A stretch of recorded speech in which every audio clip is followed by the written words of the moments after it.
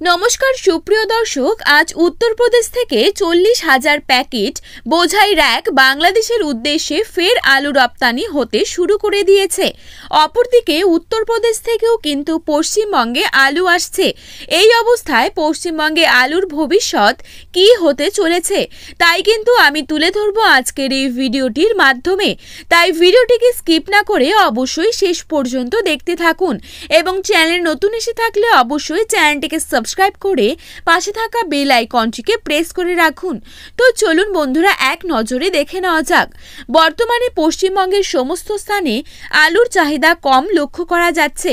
উত্তরপ্রদেশ থেকে নতুন করে আলুর র‍্যাক ঢোকা শুরু হয়ে গেছে, যার ফলে বাংলার হিমঘরে যে পুরনো আলু রয়ে গিয়েছে তার ভবিষ্যৎ অন্ধকার মনে হচ্ছে। তাই রাজ্য সরকারের উচিত এই মুহূর্তেই পুরনো আলুগুলোকে ভিন রাজ্যে রপ্তানি করার জন্য অনুমোদন দেওয়া। আজ তারকেশ্বর ইউনিটে জ্যোতি আলুর বন্ডের দাম চলছে 925 টাকা থেকে 975 টাকা, যেখানে রেডির দাম চলছে 1300 টাকা ডালা হিসেবে। বুলবুলিতলা ইউনিটে জ্যোতি আলুর বন্ডের দাম চলছে 875 টাকা থেকে 925 টাকা, আর রেডির দাম চলছে 1250 থেকে 1280 টাকা ডালা কোয়ালিটি হিসেবে। এই পরিস্থিতিতে আলুর কোয়ালিটির উপর বন্ডের দাম নির্ধারণ হচ্ছে, তাই বিভিন্ন জায়গায় দামের হেরফের বিপুল মাত্রায় লক্ষ্য করা যাচ্ছে।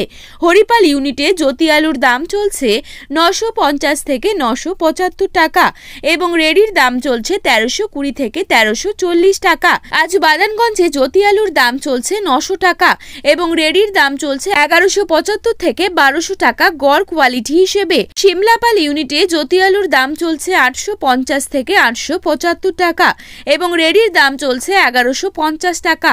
বিষ্ণুপুর ইউনিটে জ্যোতি আলুর বন্ডের দাম চলছে 900 টাকা এবং রেডির দাম চলছে 1170 থেকে 1190 টাকা। গতকাল উত্তরপ্রদেশ দিল্লি আজাদ মান্ডিতে আলুর দাম বস্তা প্রতি 50 টাকা বৃদ্ধি পেয়েছে, যেখানে উত্তরপ্রদেশে আলুর দাম লক্ষ্য করা যাচ্ছে 900 টাকা পর্যন্ত। শালবনী ইউনিটে জ্যোতি আলুর দাম চলছে 840 থেকে 860 টাকা এবং রেডির দাম চলছে 1150 টাকা। তো বন্ধুরা, এই ছিল আজকের আলুর সঠিক বাজার মূল্য। আপনারা যদি প্রতিদিনই এরকমই বাজার মূল্যের আপডেটগুলি পেতে চান তাহলে অবশ্যই আমাদের চ্যানেলটিকে সাবস্ক্রাইব করে পাশে থাকবেন। ধন্যবাদ।